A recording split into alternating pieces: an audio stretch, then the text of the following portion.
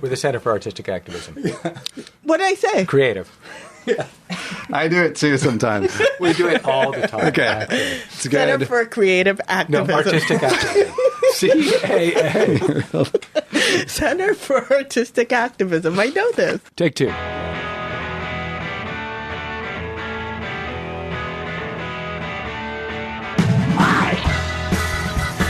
All right, you have found the Pop Culture Salvage Expeditions. My name is Steve Lambert. I am the co-director of the Center for Artistic Activism. And I am Steve Duncombe, and I'm the other co-director of the Center for Artistic Activism. And I am Pat Gerardo. I am the board chair of the Center for Artistic Activism. All right, and what we do here on the Pop Culture Salvage Expeditions is we dig through the most popular, the highest grossing things that are out there, and most of it is garbage. Yeah. And what we do is we sort through that garbage and we try to find not things that are quality, but things within that garbage that we can use. Yep. And by use, what we're interested in here is we're interested in what we can use for activism, what we can use to change the world. We've got a theory at the Center for Artistic Activism that within all popular culture which is truly popular with people, there's something which strikes a chord with us. There's something which resonates with us. And if we can figure out what that thing is, we can actually redirect it to different uses, more creative uses and more political uses. So last time we did the Transformers Age of Extinction. And the real obvious thing would be like, oh, well, they used robots and that was popular. We should get some Transformers like robots for our protest. Yeah, that's not what we wanted. That is not what we're talking about. We're talking about, like, at the core of Transformers robots is a massive novel spectacle. And so having a massive scale novel spectacle at your event or as part of your action or your campaign, that would be the thing you'd want to do. It's about drilling deep down into the sort of DNA of the culture, getting past the obvious stuff on the surface and looking at, like, what are the deep-seated desires, fears that this culture taps into, and then finding those and figuring out different ways to address them. Yeah, because what they're using it for is for selling it, right? Yeah. And so what we also want to do is not overthink it, but actually feel it. And I think that's the key for us is what is the feeling that comes out of this and how can we tap into that feeling and recreate it for the things that we want people to be connecting with. Great. We have a special guest this week. Our special guest is Maz. Maz, introduce yourself. Hi, I'm Maz Ali. I am a writer with Upworthy.com. And how did we find you? Where did we meet you, Maz? It's been so long, I don't remember. Oh, yeah. Well, the pleasure was all mine, and I do remember. Maybe it wasn't so pleasurable. So I met the Center for Artistic Activism in Boston, Massachusetts. I was doing a lot of work around economic inequality, and this Steve helped to bring more creative tactics to our work. And so Maz is an alumni of one of our programs, which is the School for Creative Activism, and one of our top people.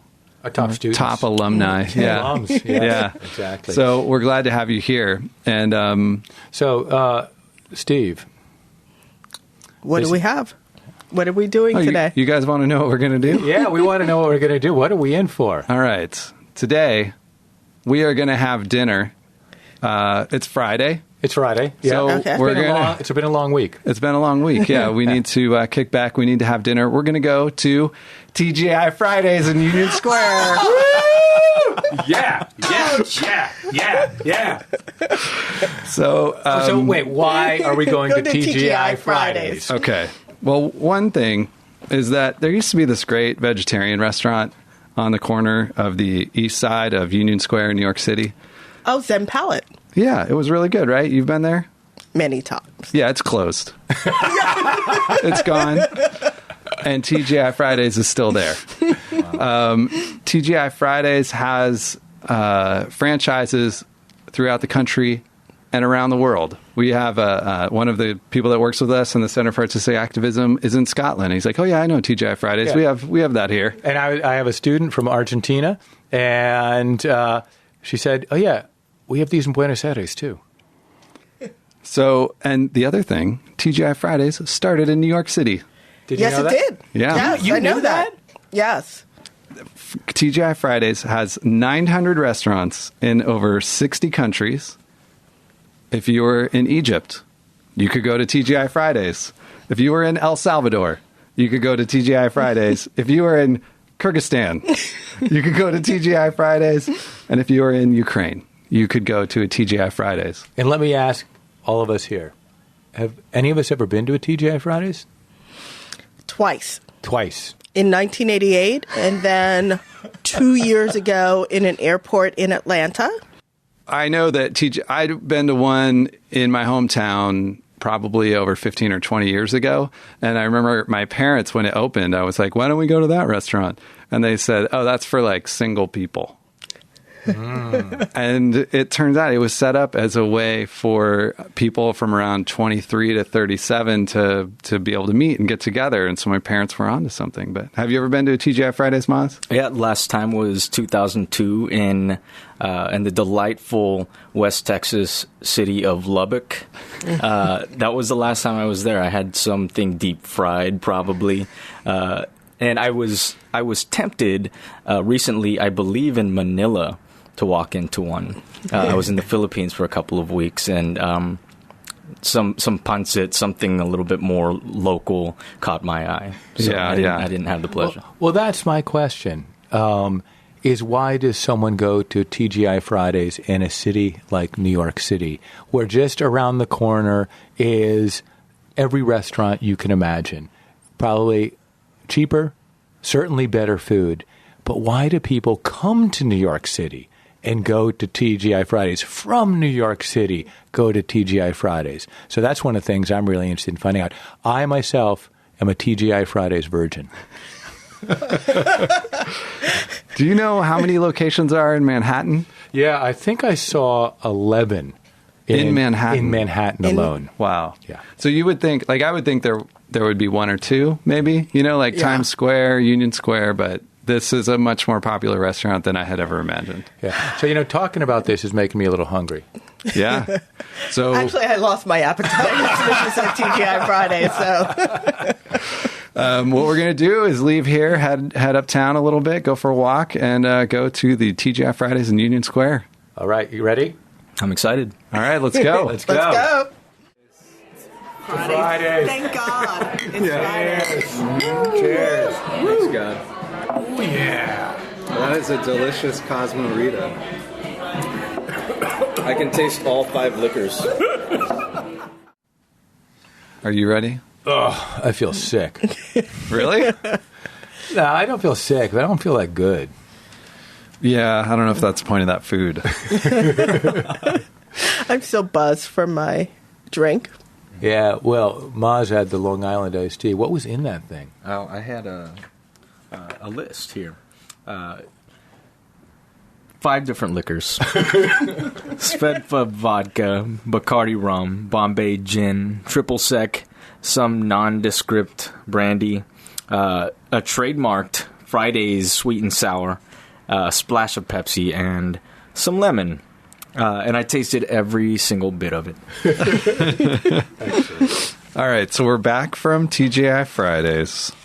And it turns out the one that we went to is not a corporate part of the corporate chain. It's owned by another company. I have a feeling they're disinvesting from that particular location. Yeah, but my also hunch is it's remarkably similar to every other TGI Fridays in the entire world. Indeed. So, Pat, what do you think? I am actually not upset that I went there. My first time ever. What a review. It was interesting to see who was in that space and how diverse it was. There were many African American and Latino families and friends and young people, middle-aged people in that space. And I would not have guessed that. My vision of TGI Fridays has always been more white fraternity guys. Yeah, or like guys coming out of work with short sleeve button down shirts and Yes. they're like ready to cut loose. Yeah, You know? exactly. So that's the thing I noticed going in there is if we'd gone to almost every other restaurant in that area, we actually would have found a much less diverse crowd. And what is it about TGIFs that actually made it probably the most multicultural restaurant for about 10, 15, 20 blocks around until we hit the next TGI Fridays? I think people listening are like, don't believe us, but you have to trust us that it was minority white in that restaurant. Yes. Right? Exactly, yeah. And no majority minority. I mean, it basically was New York City. Yeah. Yeah. It reflected the demographics of New York City. It certainly looked a lot different than the Lubbock experience. Yeah. And walking through, there's a place along Broadway, as we walked up Broadway, called Tivana. And that's all white in there, like... owned by other Starbucks, I believe. What's that? Tivana, owned by Starbucks. I believe. Oh, I didn't know. Starbucks is also remarkably diverse when you go into a Starbucks, too. What is it about a place like TGI Fridays which makes it this sort of mecca for multiculturalism? Because a lot of what we're trying to do in our movements, right, is to break out of that ghettoization that happens in movements. Is you have a white movement, a black movement, a never queer the two movement. shall meet. Yeah, or they do as allies, in the best of circumstances, right? But it's the sort of the holy grail of the truly multicultural movement is actually something that we haven't been able to find. It's lost. It's missing. Yet TGI Fridays has found it. What is it? And what can we do to actually reproduce that? Is it that it's sort of outside of that realm? Is it? Well, I'm just thinking out loud. But is it that people are going to TGI Fridays to escape a lot of those things? What they're going there for is to fulfill a basic human need, to nourish themselves, maybe to cut loose a little bit, but it's not a political space. They're just there to eat and drink. Yeah, and it is the most basic of all needs, right? You can imagine we could have a sleep store, and we could actually get really multicultural with that. Well, I haven't followed TGI Fridays, of course, but I don't know if what we were seeing was really multicultural or white flight.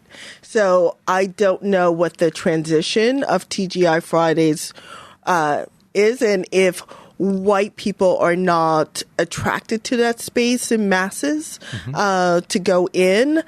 So it's probably more, could be more comfortable, you could say, for other people to go into that space. But I think it's actually the advertising and the having a brand that matters for people. And a lot of the restaurants that are considered more popular within more elite communities are actually exclusive, and we call them popular, but they're actually exclusive. And so we're not going to see that kind of multiculturalism or people feeling as welcomed into those spaces because no one's actually advertising to bring them in. Mm-hmm. It's like those things you have to be in the know to, but nobody has to be in the know about TGI Fridays because it's basically, it's advertised in television. It's advertised in magazines and newspapers and what have you. I mean, I think that there's something about chain restaurants in particular that does actually have a more multicultural clientele. I mean, I'm just thinking about Starbucks, for example. Is we're doing this right now in Greenwich Village, this podcast, and there's plenty of cafes in Greenwich Village. But if you go from one cafe to another cafe, they're pretty monocultural. If not monoracial, they're definitely monoclass. And you mean these places that have baristas and special single origin coffees. Exactly. And we've only roasted it, with like pedal powered roasters and things like that. And then you go into the Starbucks and you actually see business executives sitting next to homeless people who are sitting next to white folks or black folks, Asian folks, and so on. And I'm just wondering if there's something about the genericism the very things that we're like, there's this homogeneous culture which is wiping out the rest of civilization, that also means that everybody feels kind of at home. Well, and what you're saying, too, is that those other kinds of cafes are also generic. You know, there is a style, and then maybe the way that they show up are there's slight differences in the decor, but the experience and, in a way, who's welcome there is pretty much the same, right? Who they're attracting. Yeah, and they're not special enough to make you feel like, oh, I need to go here versus a Starbucks, which you know is generic, but is it generic in a way that you have that comfort? And also the thing about Starbucks is that, like we were saying about TGI Fridays, is it's good enough. Yeah. You know, it's not from a deli. It's not coffee from a deli, and it's better than that. It's not the greatest coffee ever. It's pretty good. And the food at TGI Fridays was not the greatest I've ever had, and definitely not the worst. You know, it was like when at the point I was hungry, and this tastes good. I've had worse food. Yeah. Well, in that sort of mid-range, and Maz, you were talking about your grandmother in the Philippines. She loves going to places like my fiance's grandmother loves chain restaurants because she knows what she's going to get. She knows it's going to be the same every single time, and like you said, you know, that's an at-home feeling is comfort, and we all want to seek comfort, and that's exactly what it gives her. So there's huge appeal in that. I've been reading this book, The Righteous Mind: Why Good People Are Divided by Politics and Religion, and it's this psychologist that did a bunch of tests, and one of the things related to what you're talking about was that, you know, there's certain people that seek out novel experiences, new experiences, and there's other people that are more comfortable with something that's the same. And if you're someone that seeks out novel experiences, I want to go to a restaurant that I've never tried before. This is this new cafe. I want to go there. To people, anyone that wouldn't want to do that, it seems like, you know, foolish. And like, you know, like my dad was one of those people that he liked to eat what he liked to eat. He didn't want to try any other kind of food that might have other flavors, you know? And to me, it was like, what's wrong with you? Mm-hmm. But the thing to remember is that he had the same attitude about me. It's like, why risk it? Why are you going to all these? You're going to have bad meals. You know you're going to have bad meals. And I do have bad meals when you take risks that way. I know. I remember when we would take my mom out to a restaurant. If we did, you know, a fancy restaurant in, you know, on the Upper West Side, and, you know, when she would go back to her job, she would tell her friends, oh, yeah, they took me to this Thai place. And she wouldn't have a name for it. She wouldn't have a remembrance of it, really. Whereas if we had gone to a Red Lobster, she would have said that, and it would have meant something to her coworkers, and it would have contextualized her experience. Whereas, you know, just a random fancy restaurant doesn't do that for many people. Yeah. That's an important point, is it's a shared experience. Mm-hmm. It's like the TGI Fridays in Union Square is the same as the TGI Fridays in Manila, which is the same as the TGI Fridays in Nairobi. And you can actually go from one place to another and know what you're going to find there, but also you can talk to other people about it. Mm-hmm. Yeah, did you have that Long Island iced tea? There's 5 different alcohols. I tasted every single one. I had 3 of them, and everybody knows what 3 of them means because they've had them. So the thing about this that I always think is so important when trying to come up with actions and events that you want people to participate in is like letting them know what's going to happen. Right? So you're going to come at this time and you're going to do this, and then this is going to happen, and like kind of lay it out so that you take away that risk of like, is this going to be a bummer experience? Am I not going to want to do this? You know, they'll feel more comfortable in that place. Yeah, I think that we underestimate how scary politics are. I mean, we're all activists, right? We've been doing this for years. But for most people, it's not something they do all the time. I mean, if we can think back to what that first demonstration was like, you know, maybe we're people that like risk, and maybe we liked the strangeness of it. But a lot of people don't. And a lot of people like, I know what I'm going to get when I get there. the Long Island iced tea is going to have 5 liquors, and it's going to taste like this, and if I drink 2 of them, I'll get too drunk. And so we want to think about, like, as we engage, how can we actually, as Steve said, is like, let people know what they're expecting. That doesn't mean we always have to give them what they want. Because we want to include them. Right. Yeah, we want to include them, and we want to actually say this is something which is going to be a little bit different, but it's also going to be familiar in this way and that way, and you can come with us into this place. Or even, how are we really challenging ourselves so that what we call risk are actually our comfort spaces? And the TGI Fridays of the world are actually discomfort for us. And so we don't go to those spaces. So we're reacting in the same way. But I think the going to the new restaurants, going to the new countries, having, the exotic experience is actually a place of comfort that we sometimes call risk taking, but isn't actually risk taking for us on a very either emotional level or just in how we feel about it. Just blew my mind. Yeah, because it's like the most risky thing for us might be to actually have something that's just very welcoming. We're talking about this, like, I haven't eaten at a McDonald's in probably over 15 years. See, I go all the time. That's my secret pleasure. That's why I'm across the street. But, like, for me, going to a McDonald's would make me way more uncomfortable than I was going to Kenya. I only go to McDonald's when I'm traveling overseas. That's how I've been approaching. So talk to us about that. What is that about? The curiosity, because while McDonald's is something that's very familiar to us, going to a McDonald's in Japan or going to a McDonald's in Italy or the Philippines, it is still kind of a novel experience because they're all a little different.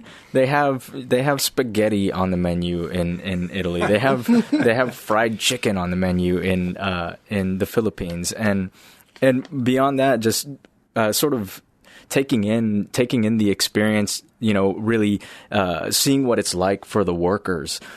It's so different, and I don't know what it's like in every McDonald's all over the world, but I have to say, like, at the risk of generalizing, it looks like a lot of the jobs, the McDonald's jobs in these other countries, seem to be jobs with more dignity than they are here in the States.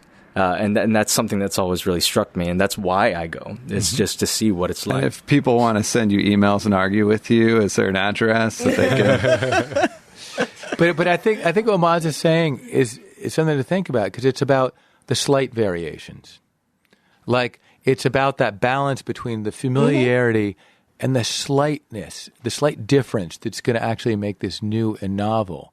And how do we actually think about that when we plan our actions, when we plan our pieces, to have that sort of sense of familiarity where people will be like, I know what this is, but also the novelty that actually allows us to expand people's horizons, including our own horizons, yet also never take them into that place or take ourselves into that place where we feel like completely adrift and we don't know these people, we don't trust these people, I don't know if I want to be here.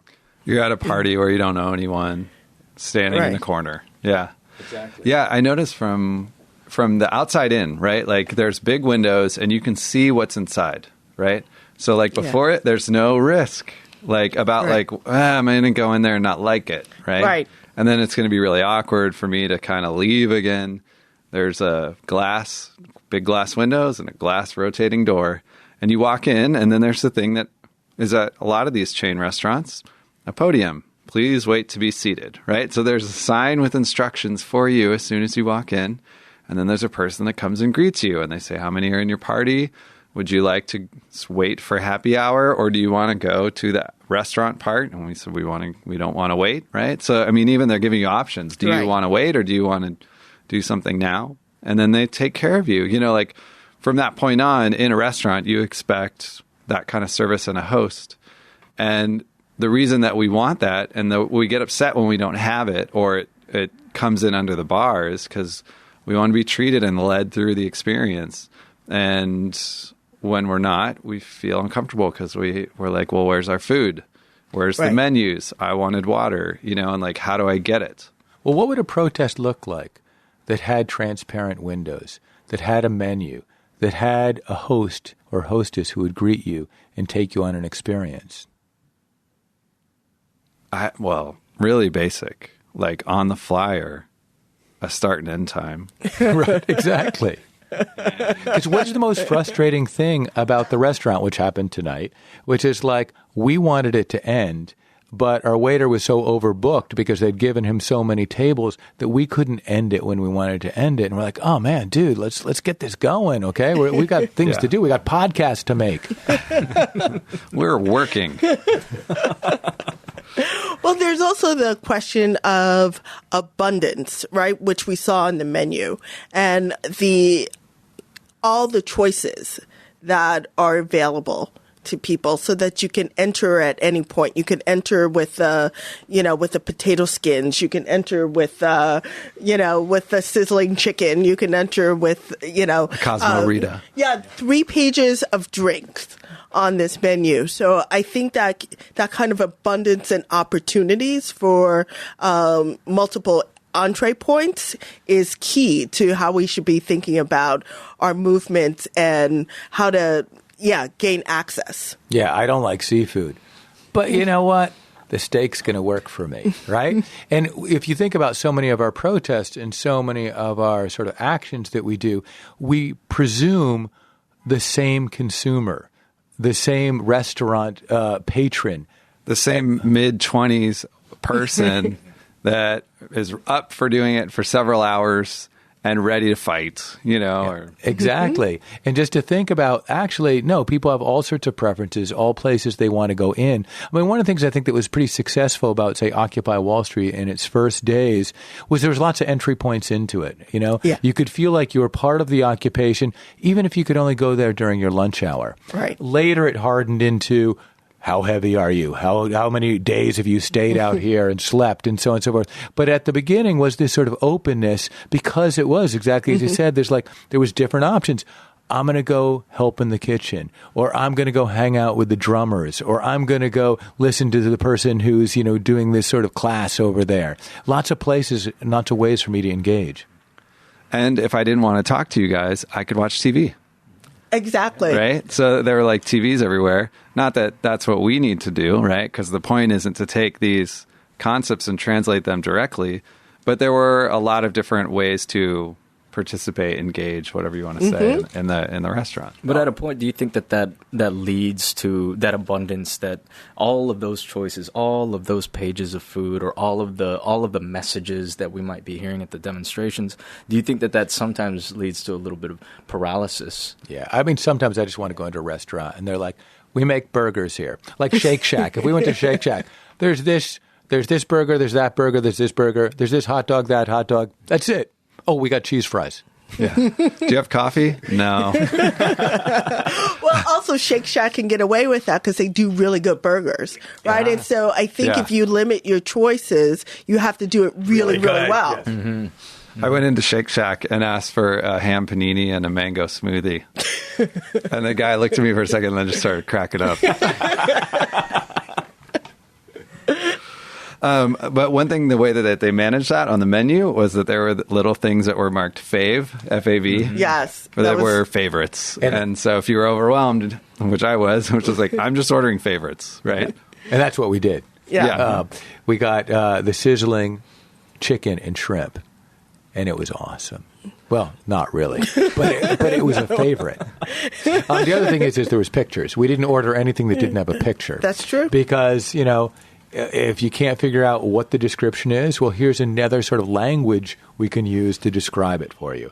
And that's, again, something that we can think about as well, which is like, what are the ways that we describe what we're going to do with people? Right. And, what sort of languages do we use? And do we actually think about, in this case, it was really textual or visual, but we can think about that in all sorts of ways, like how different ways we can communicate our messages. Well, speaking of that, so when I moved from Boston to Oakland recently, one of the things that I was struck by, I went to a march in honor of Eric Garner, and one of the things that I was struck by was how different the demonstration was, just the action was, than what I'd grown accustomed to in Boston, which was generally a very, very organized march and demonstration, lots of signs, and then maybe like some guys standing in the back of a pickup truck with megaphones or speakers, launching into diatribes about the banks. But in Oakland, it was like a party. And speaking of like being transparent, that's what I saw looking, on the outside coming into it. I saw a party. I saw people who were having fun. I saw people with conviction. They had signs, but they were smiling. They were having a good time. There was music. People wanted to be there. And I guess you have, I want to look into TGI Fridays and see a really good time. I want to see people happy with what they're getting. I want to be in TGI Fridays. Yeah, you saw the balloons, man. The balloons. Oh, yeah, as soon as you walked in, there were balloons. It was a party. Yeah. The party was happening already. And they must have to replace those balloons like every couple days, And when we were leaving, too, we couldn't see it because we came in when the sun was still up, but there was like disco lights flashing outside before you even went inside. Nice. It's like, this place is a party. Well, I think that's what actually big mobilizations offer, right? I think that's in our movement. Those are the spaces where, people come for so many different reasons, right? You come for the reunions. You come to see the folks that you only see during the big demonstrations. People have their side parties. People have their meetups beforehand and after. You go off to a bar after you're done with the protest. You cut out at, 42nd Street and 8th Avenue instead of going all the way down to Union Square. So it's like those big demonstrations, I think we don't usually talk about it in the planning or even the evaluation after it, but people are entering at all different points and making their own decisions. And it's funny because I think we don't talk about it in our evaluations because the assumption is you're in it for the long haul. Mm-hmm. And not realizing that most of us, including, I used to organize those things and I wasn't in it for the long haul, is that really to think about like, actually, a success is entry points and exit points, as opposed to the person who starts out up at Columbus Circle and makes it all the way down to Union Square. See? The other thing we were talking about is how no surprises, right? No surprises. That they had a lunch menu, $10.99 for anything. You're not going to go in there and be surprised by the bill. You're not going to go in there and get food that you didn't expect. Or, something that's too spicy and be surprised by it and be thrown off. And like, for people that naturally crave novelty or like a surprise, that sounds horrible. It's like so boring. But there are times, I think, if we're really honest, that all of us like do not want to be surprised. If it's at the end of the day. And you just want, like, relaxing, whatever, then you go to TGI Fridays and you know what you're going to get. And we did see those people that were coming off work and meeting up with a spouse or something and just grabbing a meal and want what they expect, And I think that we can try to offer the best of both worlds. Yeah, because I think that's important, is that in the end, we do want to surprise people. Because we're not happy in the world that we live in right now. We want to actually show people that another world is possible. We want to take them out of the stories that they tell themselves over and over and again and say there's a new way to understand those old facts and build a new story. And how you do that is you surprise them. You kind of mess with the cognitive patterns. But you can't get people to that place if they can't see through the window and actually want to enter into the space where you're then going to do it. And so it is that sort of bring people in with something they know. And you can even say one of the things you're going to know is we're going to surprise you. Okay? But then and what that we surprise is coming at 12:15 p.m. Exactly. And then boom, we basically reconstitute your consciousness. But by 12:45, it will be cool. So we're looking at a creative consistency where we kind of, we're mixing it up within a script, right? And it is, again, sort of like your sitcom or your serial drama where you know the formula is going to happen, but there's going to be something that happens in that episode. There has to be that you didn't see last week. Right, exactly. I like to think of the difference between jazz and free jazz, right? In jazz, you have like, when I was studying this stuff, they're like, this song has an A-B structure, right? So we do A is the verse, B is the chorus, A is the verse, B is the chorus, A, verse, and then you're out, right? And then you can solo and you can do all different kinds of things within those chord changes. You can stray from them a little bit, but there's still the A-B structure, right? Or whatever structure you're working with. Free jazz is just whatever you want, right? Like improvise for 6 minutes or until you think it's done. And there's times I like listening to one, and there's times I cannot stand listening to the other, But yeah, like the way that you work within a basic structure still can allow for a lot. It can still allow for John Coltrane. So how do you keep it interesting for the planner, for the organizer? Ooh, that's really it. Because we've got to make it new for us. We're writing the chord changes. Exactly. Yeah.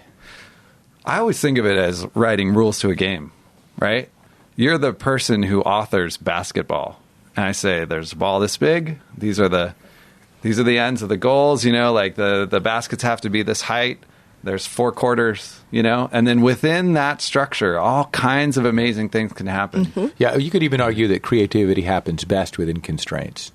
That is, as if you have no constraints, then there's nothing to work off of. And there's nothing to sort of push in this way and that way because just everything goes lateral. We're stuck with a menu that's got 400 choices on it, right? Right. But it's actually, it's that improvisation within a structure. I mean, Charlie Parker was brilliant at this. I think they once described it as that he would take a line out and just when you think he had lost it, he'd bring it back in. And that was that brilliance. It's like the tension between that melody and then bringing it out and then boom, he'd turn it upside down and bring it back in. And it's that tension that we've got to keep as much as possible. And here he was the Taylor Swift of his day. Yep. Haters are going to hate. I'd love to see Taylor Swift on so much heroin. But then what? All right. So would we recommend people go to TGI Fridays? Do they need to do this and experience it themselves, or is listening to us talk about it enough?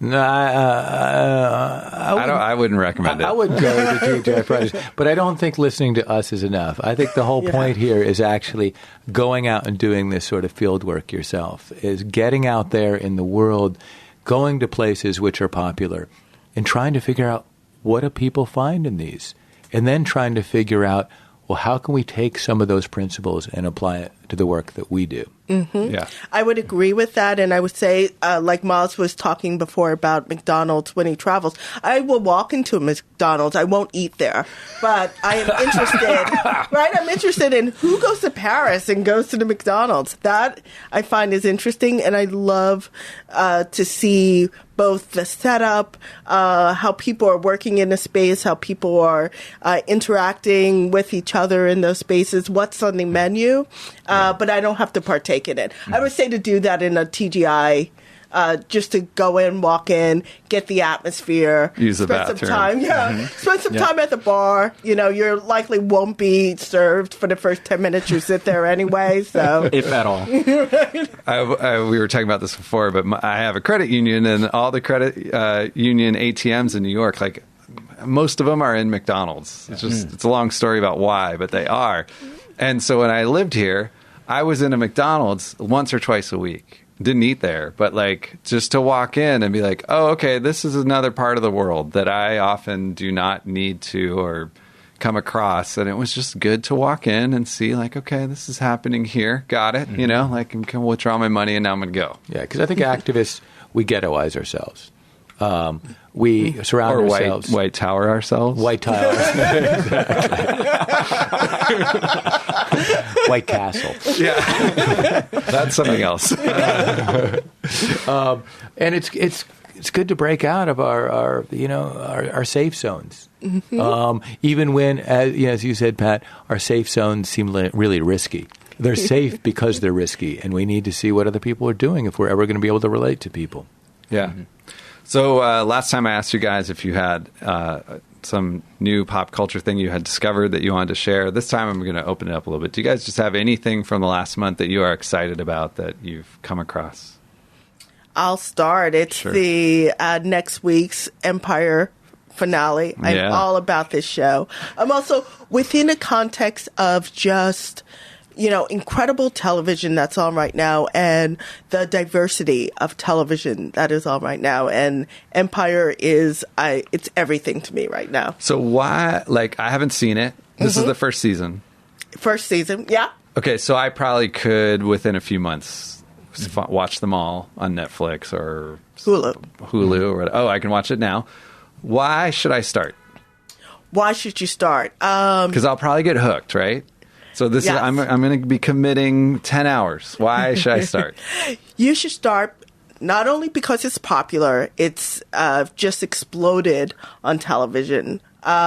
You should watch it to see how far we've come as a culture for representation of African Americans that is outside of any script that we've seen before. This is not, the Sidney Poitier, Cosby, better than Angels. This is not the, shuck and jive, feeling really exploitative, embarrassment of American racist culture.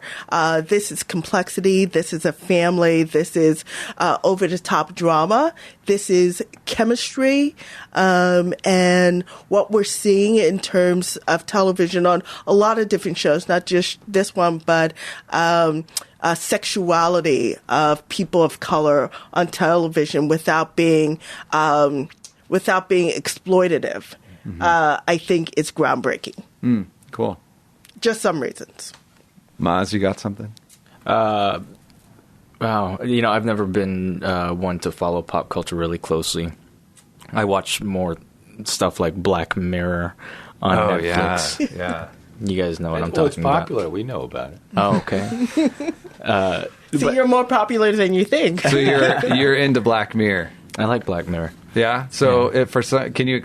What is it? I know what it is. It's kind of like a anthology format. You don't have the same characters in every episode. Different story every time. It's kind of like the Twilight Zone, I guess. But for the 21st century. Twilight Zone for the 21st century. Yeah. And why should I start watching it? Well, I guess the reason I enjoy it is because it really kind of stretches the boundaries of what I think is acceptable television. It's pretty perverse stuff. It's very perverse, especially episode 1. I won't go into the details. Yeah, you could start with some of the later ones, in my opinion. A lot of futurism, a lot of what could be, and it's not stuff that's too much of a stretch of the imagination. But if you can sort of bear with it and find some of the subtle messages in there that are entirely relevant for all of our lives, I think it's worth it. Yeah, I think it's pretty profound. It can be. So I'm going to do a nerdier choice. This book I mentioned before, The Righteous Mind by Jonathan Haidt. We got turned on to this by a colleague, and I'm halfway through it and just really excited because there have been a few books like this that really influenced my thinking and how we put together the School for Creative Activism and the things that we teach and the way I approach my work that helped me understand that, people aren't stupid like I had thought or maybe heard in the lefty San Francisco circles I was in. They have reasons, and that when there are explanations. And so this book sort of goes into how people develop different senses of morality. And he talks about like politics in the United States and how people on the left have one developed sense of morality and the people on the right have a different sense of morality, which has really helped me even further develop a sense of empathy about like why, like one example he talks about that's very important on generally on the right is a sense of sacredness, right? Like that there's certain things you just shouldn't do. It doesn't matter if it hurts anyone or not. It's just wrong. It's just disgusting or something like that. Which to me, going, to art schools and growing up near San Francisco and that sense of what's sacred and that there are things that you can violate is developed much differently. I don't have that. I don't care about that as much. Well, the point is to actually violate everything that you can think of that might be sacred. Yeah, it can be fun, or that it's just happening so much around you. Like I worked at this motorcycle shop, and once a year, the Folsom Street Fair set up outside. And if you don't know what the Folsom Street Fair is, just Google image search. You'll see.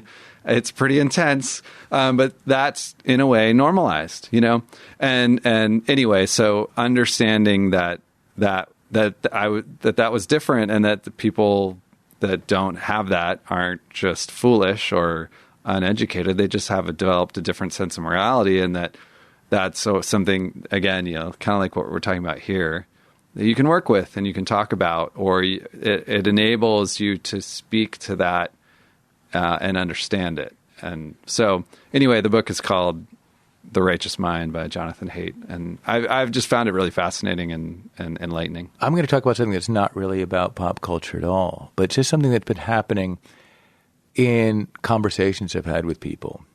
And trying, when I don't understand something, instead of thinking, oh man, you're wrong, which I usually do, to just stop for a second and say, wow, you're thinking about this completely differently than I am. And then later I can say, no, really, you're wrong. All right.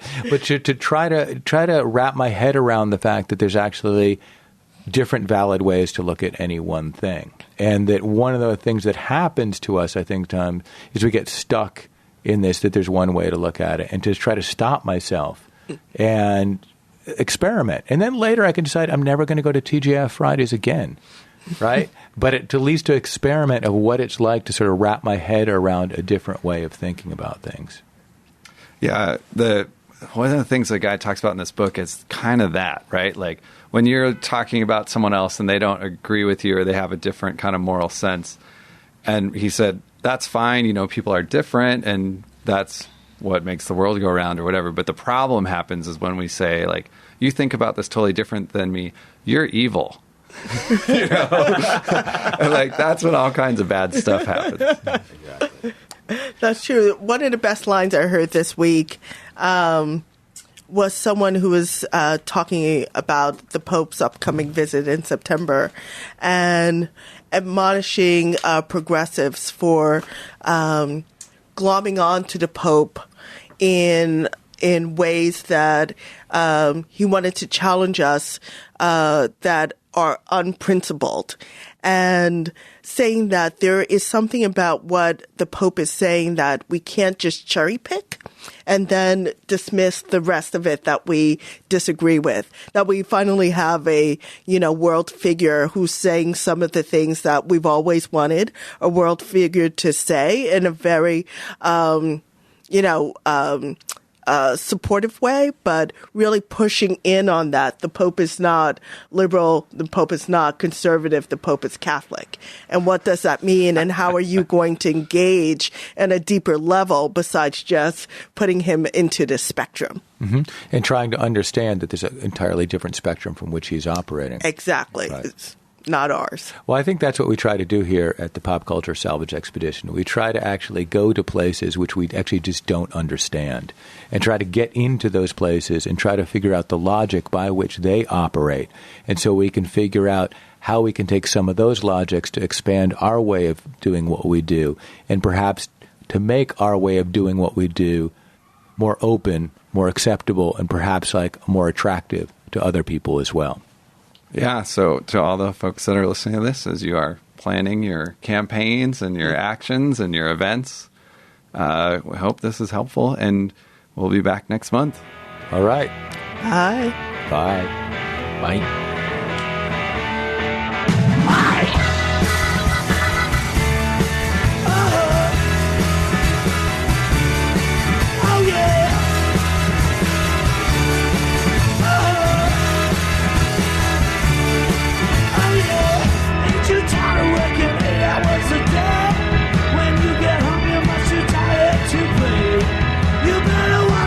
What you do, that man on the corner's looking at you.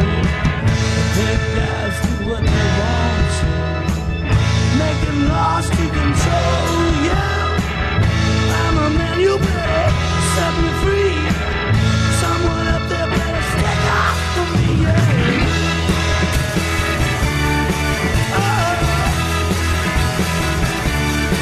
Oh yeah.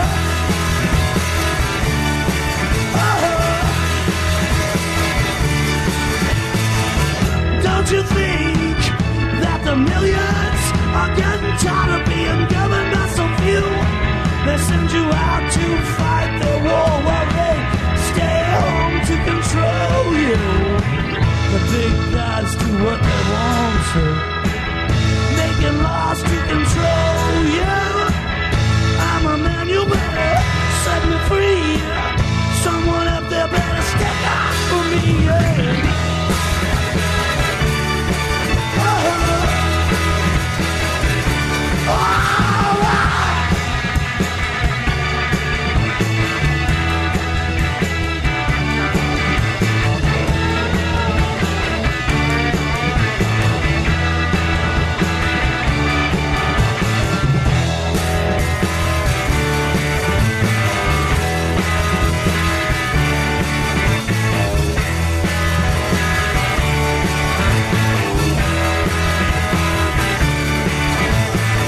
Look at the mountains, baby.